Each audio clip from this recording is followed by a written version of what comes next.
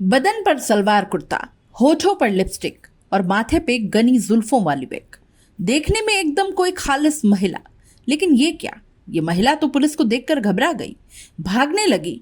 और फिर पुलिस कहाँ बख्शने वाली थी, सो पीछा कर पकड़ लिया। क्योंकि पुलिस उस महिला को पहचान गई थी। वो जानती थी कि ये सुंदर सी महिला नहीं, बल्कि महिला के रूप में पुलिस को गुमराह करने के लिए रूप धरा गया था। अब आप सोच रहे होंगे, तो फिर ये कौन है जिसने इतना जबरदस्त प्लान बनाया? तो दोस्तों, ये था कुख्यात गैंगस्टर दिलीप नाथ। यहाँ उदयपुर पुलिस ने हार्डकोर अपराधी और गैंगस्टर दिलीप नाथ को उदयपुर आते वक्त केवड़ा की नाल से गिरफ्तार किया है। आपको बता दें कि गिरवा डीवाईएसपी कार्यालय को सूचना मिली थी कि हार्डकोर अपराधी दिलीप नाथ फर्जी पासपोर्ट बनाकर गुजरात से विदेश भागने की तैयारी में है। इस पर गिरवा डीवाईएसपी सूरवीर सिंह राठौर के नेतृत्व में टीम ने आरोपी को पकड़ने के लिए गुजरात से उदयपुर तक सर्च ऑपरेशन चलाया। इस दौरान मुखबिर से सूचना मिली कि गैंगस्टर विदेश भागने से पहले अपने परिजनों से मिलने उदयपुर की तरफ आ रहा है। इस दौरान टीम ने केवड़ा की नाल में नाकाबंदी की। टीम को एक काले कलर की स्कॉर्पियो दिखी, जिसमें एक महिला और एक पुरुष नाकाबंदी से कुछ ही दूरी पर कार से उतरकर जंगल में भागने लगे। टीम ने दोनों को पकड़ लिया। इस दौरान महिला के भेष में गैंगस्टर दिलीप नाथ दिखा, जिसे पुलिस ने गिरफ्तार कर लिया। बता दें कि गैंगस्टर दिलीप नाथ के विरुद्ध अलग अलग धारा में कई मामले दर्ज हैं। व्यापारियों को धमकाना, हत्या सहित कई संगीन आरोप में लिप्त आरोपी दिलीप नाथ को गिरवा डीवाईएसपी सूर्यवीर सिंह राठौर के नेतृत्व में टीम ने पकड़ लिया। पकड़ने के दौरान आरोपी भागा था, जिससे उसके पैरों में चोटें आई हैं। बता दें कि आरोपी गैंगस्टर दिलीप नाथ एक बड़ी गैंग का मुख्य सरगना था। आरोपी के अन्य साथियों को उदयपुर पुलिस पहले ही गिरफ्तार कर चुकी है। पूरे ऑपरेशन को अंजाम देने वाले दबंग पुलिस अधिकारी डीवाईएसपी सूर्यवीर सिंह राठौर और उनकी टीम को सम्मानित करने के लिए पुलिस मुख्यालय को सिफारिश भेजी गई है। बता दें कि डीवाईएसपी सूर्यवीर सिंह राठौर के नाम से आपराधिक दुनिया के लोग थर थर कांपते हैं। राठौर ने कई गैंगस्टर को नाको चने चबवाए हैं और अस्पताल में फुदक फुदक कर चलता ये गैंगस्टर, जो छुपने और चकमा देने के लिए महिला तक बन गया, ये दिलीप नाथ इसकी बानगी है। क्योंकि अपराधी कितना भी शातिर क्यों न हो, पुलिस के हाथों से बच नहीं सकता।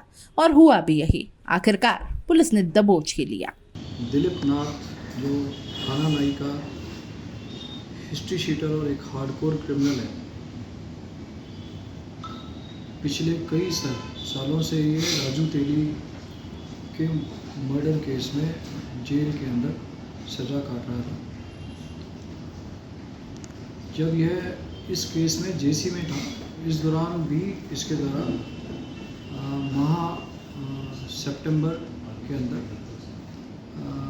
एक व्यक्ति को जेल में रहकर ही पैसा मांगने की धमकी दी गई थी, जिस पर थाना अम्बा माता पर केस रजिस्टर कर कार्रवाई की गई थी।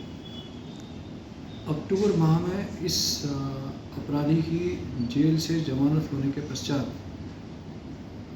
यह व्यक्ति जमानत पर बाहर लौटा और बाहर लौटने के पश्चात इसने अपनी आपराधिक गतिविधियों को लगातार जारी रखा। इसी क्रम में हमारे पास यह सूचना मिली कि पुष्कर डांगी के परिजनों की जो ज़मीन लॉयरा में स्थित थी, उस ज़मीन को बेचकर, या जब भी वो बेचने के पश्चात लगभग 35 लाख रुपए पुष्कर दिलीप नाथ को देगा। इस बाबत उसने पुष्कर को न केवल डराया धमकाया, और उसको अवगत करके तहसील में ले गया और उस अपने नाम पर एक लिखित में एग्रीमेंट इस बात का कि यह ज़मीन जब भी बिकेगी वो 35 लाख रुपए की एक उगाही दिलीप नाथ को देगा, लिखा पढ़ी कराई। इस चीज़ की तथ्य जानकारी सीओ गिरवा श्री सूर्यवीर सिंह को लगी, तो तथ्यों की तस्दीक की गई। उक्त तथ्यों की तस्दीक करने के पश्चात पुष्कर डांगी द्वारा दी गई रिपोर्ट के आधार पर और तथ्यों की तस्दीक के आधार पर इसके विरुद्ध सुखेर थाने में एक केस पंजीबद्ध किया गया। केस में एक्सटॉर्शन की धाराओं के साथ साथ 111 बीएनएस को भी हमने ऐड किया। 111 बीएनएस सिंडिकेट के रूप में आप कोई अपराधों को करते हैं, उससे संबंधित है। इस प्रकरण का अनुसंधान चल ही रहा था, उसी दौरान इसके विरुद्ध 2 और प्रकरण हिरण मगरी और अम्बा माता में दर्ज हुए। हिरण मगरी में आयुष लोढ़ा ने इसके विरुद्ध एक प्रकरण दर्ज कराया, जिसमें इस दिलीप नाथ के विरुद्ध कि उससे लगभग 25 लाख रुपया उसने डरा धमका करके ऐंठा।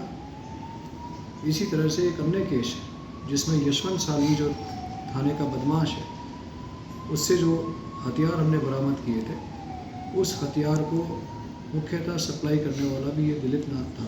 इस तरह से लगभग 3 केसेस के अंदर ये दिलीप नाथ वर्तमान में फरार था, वांटेड था। इसके विरुद्ध 10,000 का एक इनाम घोषित था और भी दूसरे प्रिवेंटिव एक्शंस के तहत इसके विरुद्ध कार्रवाई प्रस्तावित थी। चूँकि इसकी आपराधिक गतिविधियां शहर की कानून व्यवस्था और आपराधिक स्थिति को, शांति को प्रभावित कर सकती थी,